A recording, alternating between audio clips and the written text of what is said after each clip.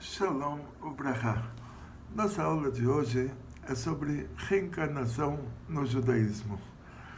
Nós sabemos que quando a Torá foi dada, há 3.300 anos atrás, na Torá, Moshe Rabbeinu recebeu a Torá de Hashem, recebeu a Torá com Ruach HaKodesh. Nós dizemos que é o próprio Deus falando por meio de Moshe Rabbeinu. A Torá nos conta sobre a criação do mundo, sobre nossos patriarcas, sobre 10 gerações, desde Adão e Eva até a Arca de Noé, e mais 10 gerações, desde a Arca de Noé até o nosso patriarca Avraham Avinu. Nosso patriarca Avraham, ele fez uma brit. A brit é tipo um acordo entre reis. Ele fez um pacto com Deus. E essa brit, ela foi chamada Brit Ben Abitarim. É um acordo entre os animais partidos. Porque hoje em dia, 2 países assinam um acordo. Ninguém está vendo o que foi escrito lá, ninguém está vendo o que foi assinado, mas se publica que, olha, tal presidente com tal presidente, e está aqui o papel, e está aqui a caneta, e o mundo inteiro fica sabendo que eles fizeram um acordo. Antigamente, a coisa era mais séria. Eles pegavam animais, depois que faziam a shechitá, eles cortavam animais em 2 metades, os 2 reis passavam no meio, e o mundo inteiro sabia que a partir de agora, se você começou a guerra com um deles, o outro vai ajudar. O outro vai ajudar ele. Então, na hora que Abraão fez um pacto com Deus, quer dizer assim, que se alguém mexer com Abraão, no português bem, aí Deus está lá para ajudar ele. Deus ele é agora obrigado a ajudar Abraão por meio desse pacto que os 2 fizeram. E depois que Abraão fez a shechitá dos animais, Abraão passou no meio dos animais, Hashem fez uma representação divina, como Hashem conduzia o povo de Israel no deserto, de noite por uma coluna de fogo, de dia por uma coluna de nuvem. Hashem fez uma representação de uma coluna de fogo passar no meio dessas partes dos animais, representando que Hashem, que Deus fez com Abraão esse pacto. Depois disso, Deus fez Abraão cair num sono profundo, e nesse sono profundo é revelado para Abraão a seguinte revelação. Deus revela para ele que os seus descendentes, eles vão estar numa terra estranha, uma terra que não é deles, e lá vão afligir eles durante 400 anos, e depois disso eles vão sair de lá com grandes riquezas. E depois que Abraão acorda desse sono profundo, Abraão entende que essa foi a revelação divina. Fizemos um pacto e agora Hashem está mostrando. Agora, olha, temos um pacto, então o que Hashem deveria fazer numa situação dessas? Se os descendentes de Abraão, eles estão lá na terra estranha e estão afligindo eles, aí tem um pacto, então Hashem deveria salvar eles. Então Hashem já fala para Abraão, eles vão ficar lá 400 anos, mas olha, eu estou fazendo minha parte no pacto, depois de 400 anos eu vou tirar eles de lá com muitas riquezas, e o povo que está afligindo eles, eu vou fazer para eles uma desgraça, vou acabar com eles. Então Hashem está comunicando para Abraão que, olha, o pacto está em dia. Eles vão descer lá, vão ficar lá 400 anos, vão ser afligidos, mas olha, a minha parte eu vou fazer, vou tirar eles de lá com grandes riquezas, vou acabar com aquele povo. Então, Aparentemente, essa história, ela nos traz uma incógnita, porque o perfil de Abraão não é esse de acordar depois disso e falar para Hashem, que legal, você vai cumprir a sua parte no pacto, então você vai tirar eles de lá depois de 400 anos, e ainda com muitas riquezas. O perfil de Abraão é diferente disso. Quando Hashem disse para Abraão que Hashem é Deus, né? Para quem não sabe, então, para não falar o nome de Deus, a gente fala Hashem, que em hebraico quer dizer o nome. Então, quando Hashem diz para Abraão que ele vai destruir Sodoma e Gomorra, Abraão, ele diz, talvez, ele argumenta, ele fala, talvez tenham lá 50 tzadikim. Aí Hashem diz, sim, se tiver 50 tzadikim, eu não destruo a cidade. E Abraão diz, então talvez tenham lá 40 tzadikim. E Hashem diz para ele também, se tiverem lá 40 tzadikim, eu não destruo a cidade. E o perfil de Abraão era esse. Se Deus queria fazer um decreto contra a humanidade, então Abraão ia lá e ele lutava, ele argumentava, ele não ia deixar isso acontecer. E nesse caso do Brit Ben Abitarim, Hashem fez o pacto com ele e revelou para ele que, olha, vai ter, a história vai acontecer dessa maneira, eu vou cumprir a minha parte, mas nessas condições, que primeiro eles vão ficar lá, vão ser afligidos por 400 anos. Então, certo seria que quando Abraão Avinu acorda, e ele fala, Hashem, que bonito, você se revelou para mim no meio do sonho, porque ainda não tenho Brit Milá, então você não poderia se revelar para mim acordado, mas só um detalhe, agora que eu já acordei, agora que já, esse era o único jeito que você podia se revelar para mim nessa categoria que eu estou, por enquanto, nessa situação, antes de fazer a circuncisão, antes de fazer o Brit Milá. Mas agora que você já me falou a sua parte, agora deixa eu falar a minha. Minha parte é que para esses descendentes ainda nem nasceram. Você já vai colocar eles lá 400 anos vão ser afligidos. Eles nem nasceram ainda. Então essa seria a pergunta. Quer dizer, como você já pode decretar uma coisa ruim sobre uma pessoa que ainda nem nasceu? Então, aí a gente vai entrar no segredo das reencarnações. Diz o Zohar que quando Deus criou o mundo, Deus criou Adão e Eva, eles tiveram filhos e netos e bisnetos e tataranetos, 10 gerações, que essas 10 gerações eles fizeram somente coisas ruins.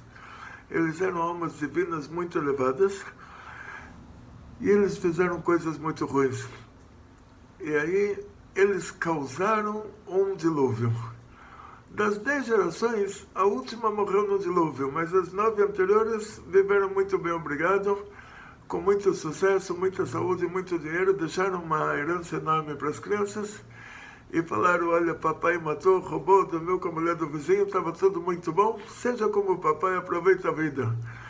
E, afinal das contas, a última geração das 10 morreu no dilúvio.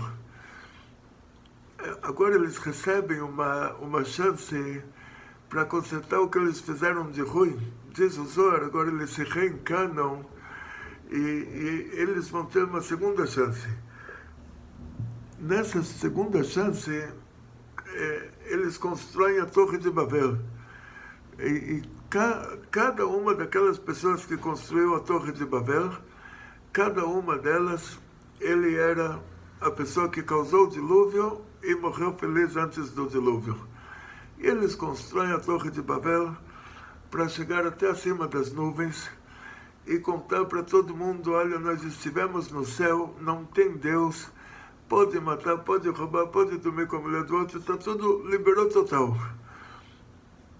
Hashem não deu para eles castigo nenhum. Mandou o Malach Gabriel, o anjo Gabriel desceu, fez eles falarem 70 línguas diferentes, eles se espalharam, mas não receberam castigo nenhum. Depois disso, eles se reencarnam novamente, assim diz o Zohar, eles têm uma terceira chance para fazer tshuva, para se arrepender do que eles fizeram de errado, para não fazer mais coisa errada, se arrepender do que eles já fizeram. Então Deus dá sinais para a pessoa. O que é mais difícil dele se controlar nessa vida é o que ele fez de errado na vida anterior. Então agora ele tem que consertar isso, por isso é mais difícil para ele. Então, se uma pessoa tem inclinação para ficar bravo, quer dizer que na reencarnação anterior isso foi o que foi a pior coisa que ele fez. Então, nessa reencarnação, já que ele sente que ele tem essa inclinação, ele tem que se controlar. Se alguém tem uma inclinação para outras coisas, não vamos dar ideias aqui de tudo de ruim que a pessoa pode fazer, mas qualquer má inclinação que a pessoa tem, se ele sente isso muito forte, ele sabe que por causa disso ele voltou, para consertar isso. Então, essas pessoas que eles já tinham causado o dilúvio, eles já faziam parte da Torre de Babel, e agora eles se reencarnam uma terceira vez, e nessa terceira vez eles podem consertar tudo. E aí eles constroem Sodoma e Gomorra e 5 cidades, e nessas cidades eles fazem leis muito severas em relação aos pobres. Se o pobre não tem onde dormir, então eles falaram assim: a gente quer que o mundo inteiro saiba que aqui é uma elite, aqui não tem pobre. Então, se o pobre não tem onde dormir, então eles colocavam ele numa cama menor do que ele e falavam: olha, vamos te facilitar a vida, te cortar os pés aqui para você caber na cama. E se a cama era maior do que eles esticavam os pés dele até os pés se arrebentarem. Tudo isso para as pessoas do mundo inteiro ouvirem que, olha, não vale a pena ir lá se você é pobre, só vai lá se você tem muito dinheiro. E essa Sodoma e Gomorra, eles tinham leis muito severas em relação a isso, e no fim, Deus foi obrigado, afinal das contas, a fazer uma chuva de fogo. Chegou o Malach Gabriel, virou a cidade de ponta cabeça e caiu lá uma chuva de fogo.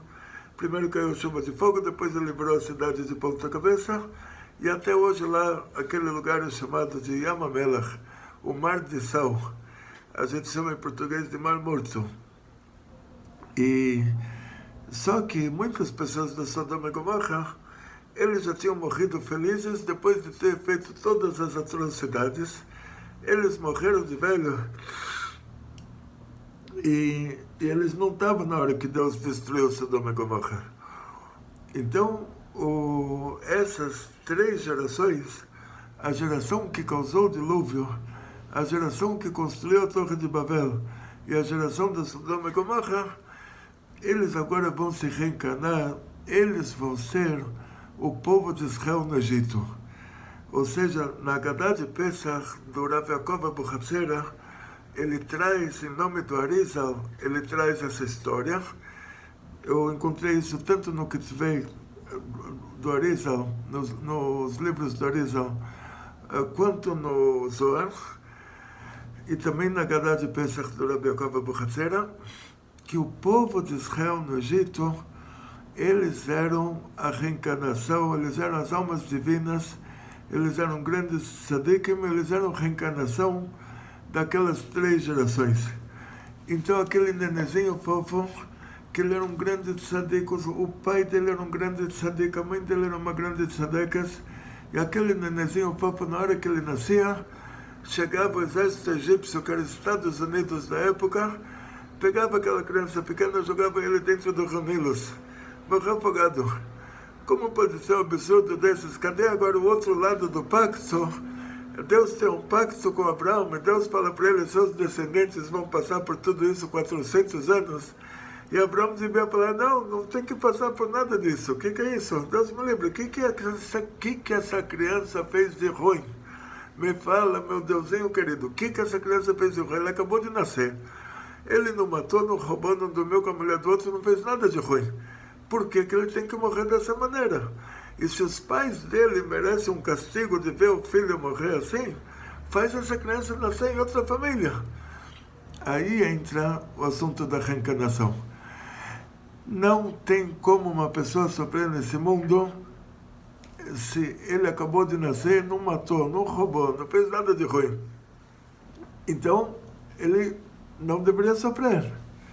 E por que ele sofreu? Porque ele já traz uma pendência anterior. Como está escrito nos 13 atributos da piedade divina, está escrito Kel Rachum Bechanon, que Hashem é bom, é piedoso, todos os adjetivos, e termina aquela frase que ele guarda bondade para milhares, mas ele cobra até a terceira, quarta geração de quem faz o mal. E aí entra o segredo das reencarnações.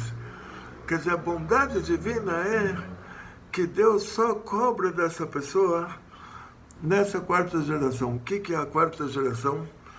Nós sabemos que pela Torá, os filhos não pagam pelos pecados dos pais. E pela Torá, se uma criança foi educada de uma maneira errada, essa criança não é responsável pelo que ele faz, porque os pais educaram ele assim, então ele acha que isso é o certo. Então não teria como, pela Torá, Deus cobrar até a quarta geração de quem faz o mal, porque a primeira geração daria para cobrar deles. Mas a segunda já recebeu a educação da primeira, e eles não podem pagar pelo que a primeira fez. E eles não são responsáveis pelo que eles estão fazendo, porque isso eles foram educados dessa forma. Então, afinal das contas, diz o Zohar que isso que está escrito, que Hashem vai cobrar dessa pessoa até a quarta geração de quem faz o mal, Hashem vai cobrar dele até a quarta reencarnação. A quarta geração dessa mesma alma. Essa mesma alma, ela se reencarna, ela tem uma chance, ela tem uma segunda chance. E olha a bondade divina, quanto que ela é grande. Ela tem uma terceira chance e só na quarta reencarnação Deus cobra dela pelo que ele fez nas 3 anteriores. Enquanto que a pessoa que fez o bem, Deus guarda essa bondade para 2.000 gerações. Quer dizer assim, Alafim é o plural de Elef, é o plural de 1000. Então, Alafim quer dizer pelo menos 2.000. Então a pessoa tem direito a 2.000 reencarnações. Se ele não fez nada de errado, e se ele se comportou errado até por 3 gerações, na quarta ele recebe o castigo por tudo. E olha a bondade divina que espera tanto tempo para ele fazer tshuva. Agora, esse que fez errado, ele teve mais uma chance. Ele fez errado de novo, teve mais uma chance. Depois de 3 reencarnações, aí ele nasce lá no Egito, ele participou, ele causou o dilúvio e morreu feliz antes do dilúvio. Então, na hora que ele nasce, o exército egípcio foi lá, pegou ele, esse nenenzinho querido, que ele era a reencarnação daquele criminoso que causou o dilúvio e morreu feliz antes do dilúvio. O exército egípcio pegou ele e jogou ele na água. Agora, essa criança nasce de novo, ele tem que retificar o que a geração da Torre de Babel fez. Então, o faraó decreta que eles vão construir Pitom e Ramsés, que eram construções de tijolos, como era a Torre de Babel na Babilônia, tijolo e palha. Depois ele nasce de novo, vai ter que fazer todo o trabalho forçado por causa da Sodoma e Gomorra. Então eles receberam a retificação deles dessa maneira. Eles purificaram tudo que eles fizeram de errado. De 400 anos, Hashem deu um desconto. Eles ficaram no Egito só 210 anos, quer dizer, Hashem começou a contar. A partir da hora que nasceu Yitzhak, que o Abraão Avinu ele se mudou para a terra dos filisteus, e lá nasceu Yitzhak. Então já é considerado que a sua descendência, eles já são estrangeiros, eles estão numa terra estranha. Então Deus já considerou isso a partir de Yitzhak, deu um desconto de 190 anos. E vemos daqui que o povo de Israel do Egito, que nasceu no Egito, eles sofreram o que eles sofreram por causa que eles eram reencarnação das almas que causaram o dilúvio e morreram felizes antes do dilúvio, das almas que fizeram a Torre de Babel e não tinha lá castigo nenhum, das almas que moraram em Sodoma e Gomorra, fizeram todas as atrocidades antes de Deus destruir Sodoma e Gomorra. Agora, aqui a gente aprende essa regra das reencarnações no judaísmo, que isso que Deus diz que vai cobrar até a 4ª geração de quem faz o mal, que não tem como colocar isso na prática numa geração verdadeira, porque os filhos já não pagam pelo pecado dos pais. E o filho que recebeu a educação errada não paga nem pelo que ele próprio fez, porque ele é o Tinok Shenish Babenakum. É um neném que foi raptado pelos idólatras, e os idólatras ensinaram ele a rezar para a idolatria. Ele não é culpado pelo que ele faz, essa é a educação que ele recebeu. Então o Zohar diz que são 4 reencarnações da mesma alma, e na 4ª, se ele ainda não voltou, não fez teshuvah, é cobrado dele já o que ele fez nas 3 anteriores. Então, por que? Aqui dá para entender. Então, por que a pessoa tem direito de se reencarnar 2.000 vezes se ele não fez nada de errado? Então, para que ele vai se reencarnar? Aí diz Orizal que Hashem deu para a gente 613 mandamentos. Cada um desses mandamentos revela em nós, tipo assim, imagina uma pessoa que não tem visão, não tem audição, e de repente ele faz uma coisa, surge um olho, ele faz outra coisa, surge mais um olho, ele faz uma coisa, surge um ouvido, ele faz outra coisa, surge mais um ouvido. Cada um desses 613 mandamentos vai revelar na nossa alma um sentido diferente, que por meio desses 613 sentidos nós vamos usufruir o Gan Eden. Então o Zohar diz que a gente está fazendo uma roupa espiritual por meio desses 613 mandamentos, que por meio dela a gente vai usufruir de todos os prazeres no paraíso. Então, por causa disso, a pessoa tem o direito, pela bondade divina, de se reencarnar 2.000 vezes. Quer dizer, ele não conseguiu cumprir todos os mandamentos divinos na primeira vez, Hashem deixa ele se reencarnar mais 2.000 vezes para ter a oportunidade de fazer mais e mais. Imagina uma pessoa que consegue enxergar daqui até a América. Então, ele vai usufruir mais desse mundo do que uma pessoa que só enxerga, precisa de um óculos para perto e um óculos para longe. Então é claro que a pessoa que vem aqui se reencarna 2.000 vezes, ele cumpre os mandamentos divinos muitas vezes, os sentidos que ele vai receber para usufruir do próximo mundo vão ser muito maiores do que esse que só cumpriu poucas vezes. Então a bondade divina é que a pessoa boa ele pode se reencarnar muitas vezes para fazer mais mitzvot, para dar mais tzedakah, para estudar mais Torá, para cumprir mais os mandamentos divinos. E a pessoa que não, que ele só fez coisa ruim, aí Hashem faz para ele o bem de cobrar dele já na 4ª reencarnação, porque a tendência é que depois de 3 vezes que ele fez coisa ruim, agora a alma dele já vai ter uma inclinação tão forte para fazer coisa ruim, que vai ser muito difícil para ele se controlar. Então Hashem já cobra dele na 4ª reencarnação, já purifica a alma dele. E isso foi o que aconteceu com os nossos ancestrais no Egito. Eles passaram por um trabalho duro. A gente lê isso na Haggadah de Pesach. Eles trabalharam duro com cimento e tijolos, e tiveram que construir Pitom Ramsés, e todo o trabalho forçado, e todo filho que nascia era jogado no rio. E tudo isso era retificação da alma deles. Então, aí, esse é o assunto da reencarnação no judaísmo. Quer dizer, o assunto da reencarnação é que desde do começo do mundo, aquelas pessoas que nasceram nas primeiras 10 gerações, eles se reencarnam nas segundas 10 gerações, e não deu certo, eles se reencarnam nas terceiras 10 gerações. Ou seja, do Adão e Eva até a Arca de Noé, foram 10 gerações. Terminou com o dilúvio. Depois da Arca de Noé, teve a Torre de Babel. 10 gerações depois da Arca de Noé, veio o nosso patriarca, Abraão Avinu. Aí tinha lá Sodoma e Gomorra na época dele.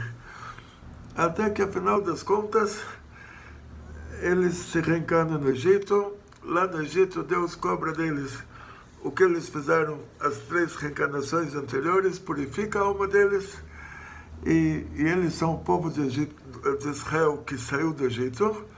Eles morrem no deserto e eles se reencarnam na última geração. Moshe Rabbeinu, ele se reencarna, ele é o Mashiach. Todo aquele povo de Israel que saiu do Egito purificado e morreu no deserto, somos nós. Diz o Rebbe, essa geração é a nossa geração.